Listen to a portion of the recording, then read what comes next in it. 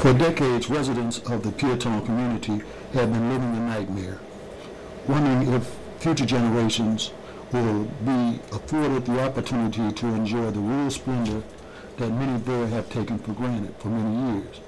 The possibility of a third airport, commonly called a third Peotone airport, has cast a shadow over the quality of life, equally important, the value of homes and property in the Peotone area, the area of the proposed third airport.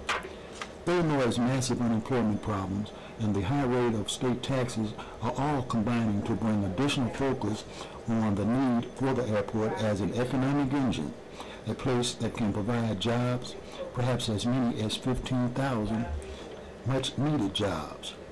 That, according to Al Penn, the president of the Abraham Lincoln National Airport Commission, a support group for the third Peotone Airport. Penn and other regional leaders, including several current and former mayors, all believe the third airport will help bring the much needed for the state's air traffic congestion and job problems. But that belief is not shared by Illinois Governor Pat Quinn, who holds the key to making the airport dream a reality.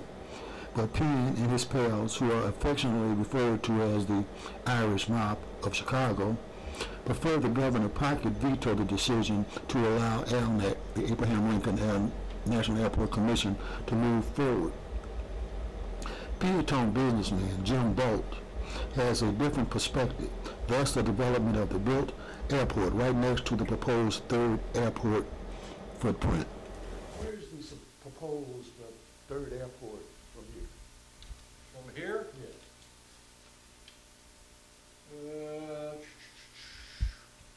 I believe south, and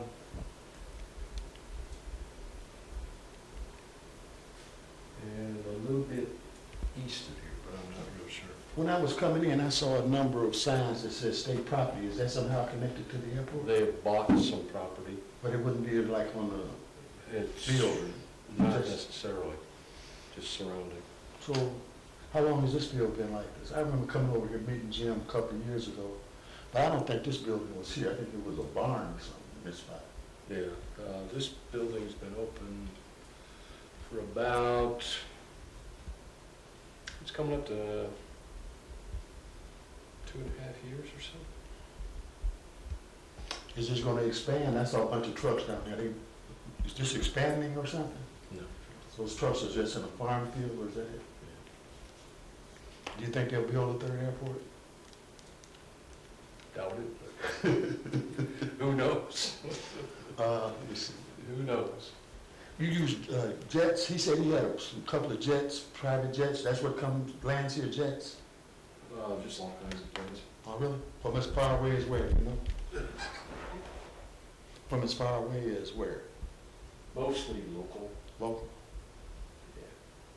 Okay, would you give that to Jim for me? Sure. And I appreciate it. You bet. What's your name again? Walt. Walt? Yeah. And your position here? I just kind of work here. So you like the air traffic control or something? I work on a lot of different projects, so. But when the planes come in, you know they're coming, right? And they tell you, and then you guide them in or something? No. We're just a general aviation airport. People can come and go. They just announce when they're in the sky that they're going to land or going to take off. So those hangars, are those hangars back there? Those are hangars back here. Yeah, I'm sorry, I get sort of confused on directions sometimes. Yeah. So people store their planes there? Is it full or nearly full or what? No, half probably. That's pretty nice.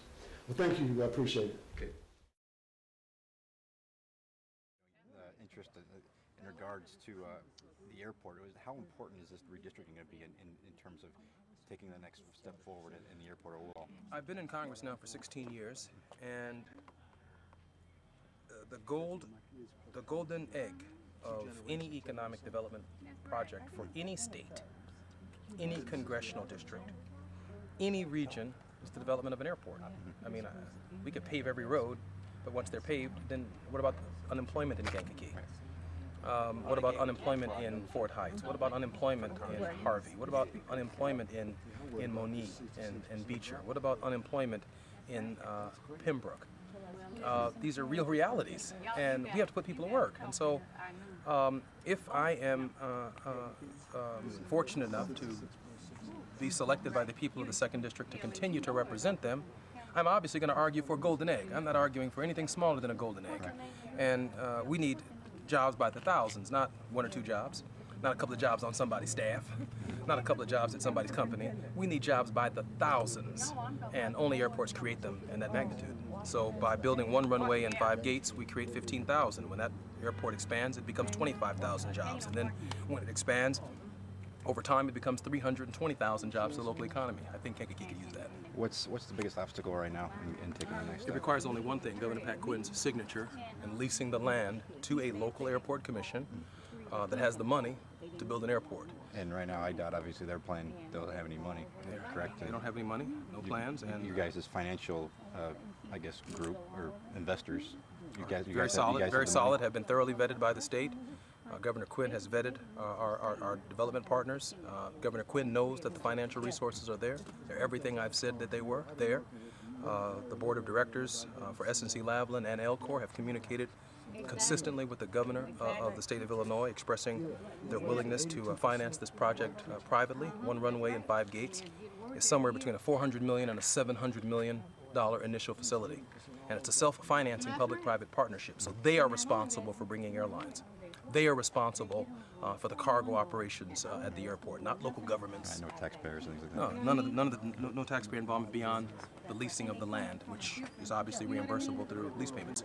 Okay. A lot of the backlash that I've been understanding is almost like racially motivated. Have you been noticing any of that, or have you? Racially motivated backlash too. Like Beecher's not wanting to give up their land as far as this airport goes. This airport has nothing to do with Beecher proper. Okay. This is unincorporated land owned by the state of Illinois. Okay. Beecher owns no land in the airport. Neither does Peotone, neither does Monee, neither does Crete. But, you know, we're all stuck in an economic pit together. Right. We're all stuck in an abyss together. Now, is there anyone who is in a hole who's concerned about what color the hand is that reaches in to pull them out of the hole, or do they want to get pulled out of the hole? Does it matter that the President of the United States is black or they're white, as long as they're providing security for all Americans? So if the idea to pay for an airport is an airport that can be paid for by the private sector, that can create tens of thousands of jobs, any reaction to it other than this is a great economic idea is